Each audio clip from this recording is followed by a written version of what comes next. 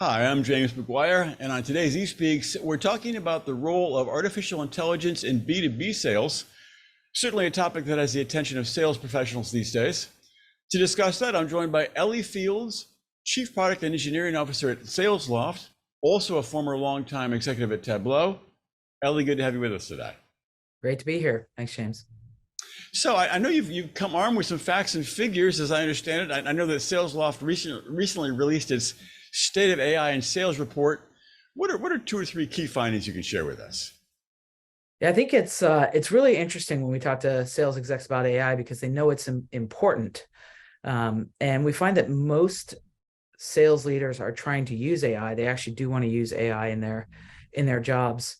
Part of the reason they're doing that is that one of the things our survey showed is that non-selling activities take up a lot of their sales team's time. So about 29% of execs surveyed said that internal meetings and administrative tasks take up most of their team time. And so that's 29% of execs, but they're saying most of the team time is actually spent not selling. And when you think about why you hire sellers, it's to do human things like guide buyers and strategize. And so if they're not doing that, and instead they're attending meetings or doing data entry, then you've got a real problem on your hands. Yeah.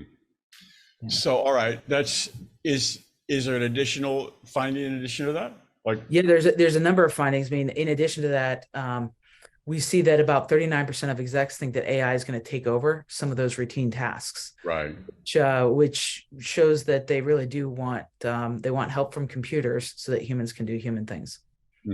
So actually, salespeople are not spending enough time selling.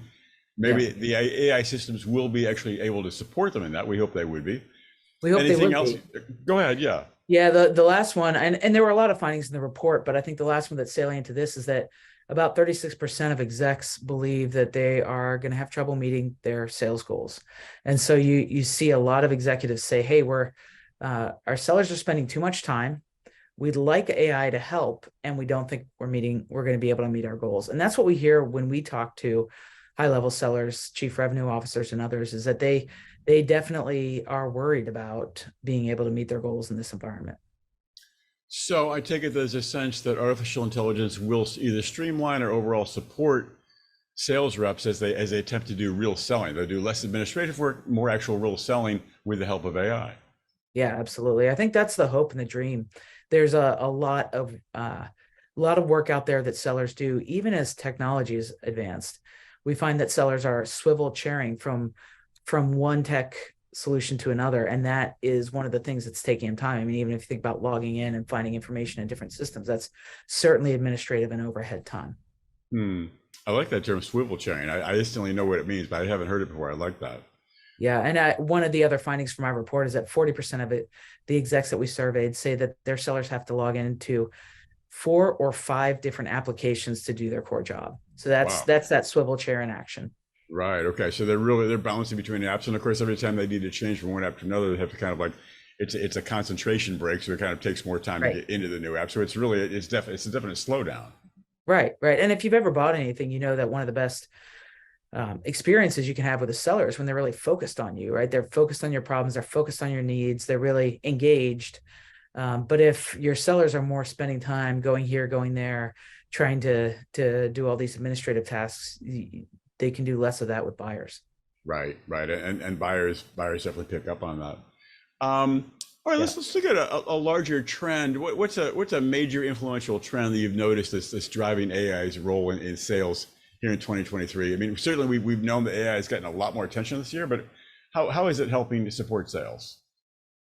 Well, I think that some of the things we talked about, the seller spending time on things that aren't directly with buyers is the major trend. And so some of the applications we've seen come out with AI are summarizing meetings is a great one, summarizing a long set of emails, pulling action items out of meetings or emails has been really helpful because these are things that sellers do and they have to sit down and actually read and then type and summarize. And even sending a follow-up email, for example, can take a good 15 or 20 minutes if you want to review your notes and go log over to your email and maybe log into where you have a recording of the meeting.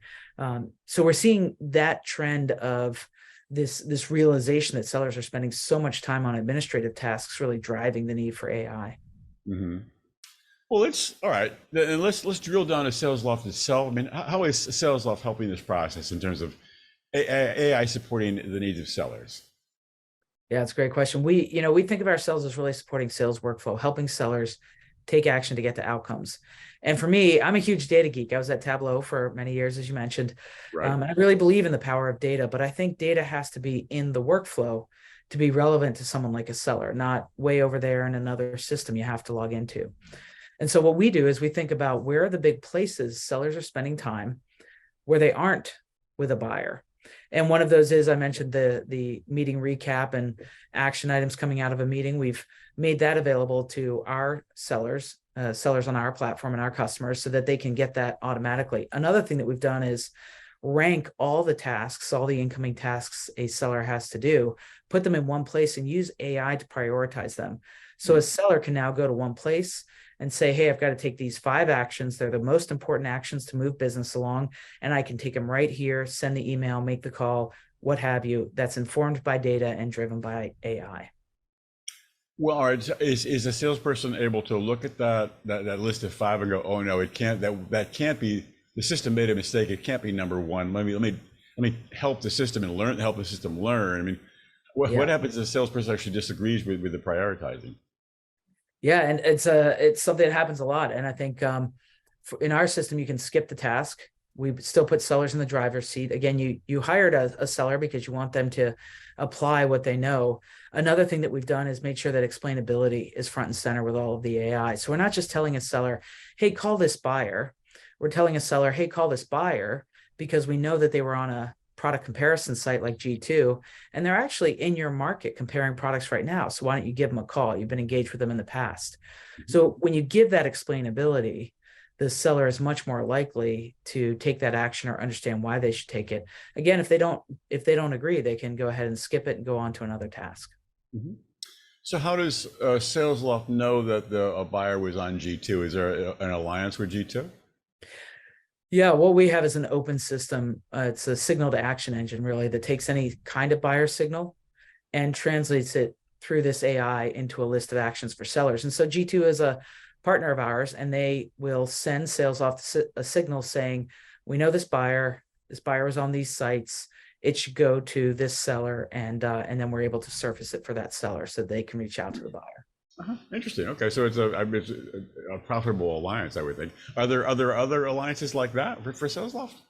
Yeah, absolutely. We have over 100 integration partners, but in this signal to action engine in particular, G2, Vidyard, which allows you to send kind of custom videos to buyers, Highspot and Seismic and DocuSign are all partners. And what's interesting about that is that it's been really hard for sellers who have this kind of very ad hoc workflow that's different day to day to be able to work through what they need to work through. But with DocuSign, for example, sending a signal saying that the buyer has your contract but hasn't signed, maybe they've looked at it a few times, but they're still not signing. We can really take that time out for the seller and include some of these other tools that are so important.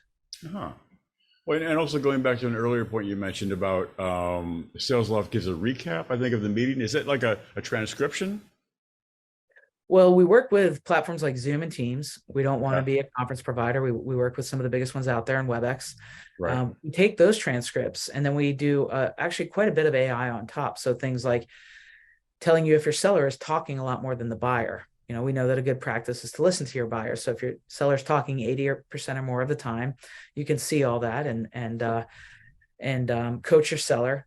But we also are able to use some of these new large language models to pull out a recap and action items. So what's interesting when you talk about that swivel chair work is we don't just put it on the page for the seller to find. We actually queue an action that says, hey, seller, you had a meeting yesterday, but you didn't follow up.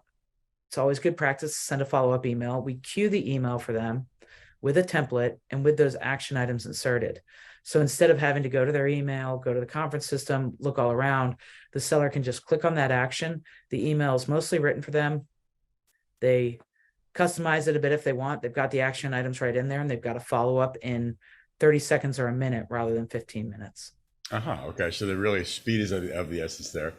Yeah. I'd say let's look for the big question is the future of AI in sales. I'm sure that a lot of people want to know about that. What is your sense of key milestones in the years ahead? I think you're going to see AI take over just about everything that you don't need a human to do. And we keep asking that question ourselves as we design product. Well, what do you want a seller for? And you go back to those things, strategizing with a buyer, guiding a buyer. Now, buyers are way more informed today than they used to be in the past. They do a lot of research on their own. And so you don't necessarily need a seller to do those things for the buyer, but you do need the trust, the relationship, the ability to help the buyer through the process. And everything else, whether it be looking up information, whether it be checking to see what the buyer has done, these buyer intent signals, whether it be summarizing a lot of information for a deal review, all of these things will be done by a computer. Many of them are done today, but I think there's more and more places where we can look at time that sellers spend.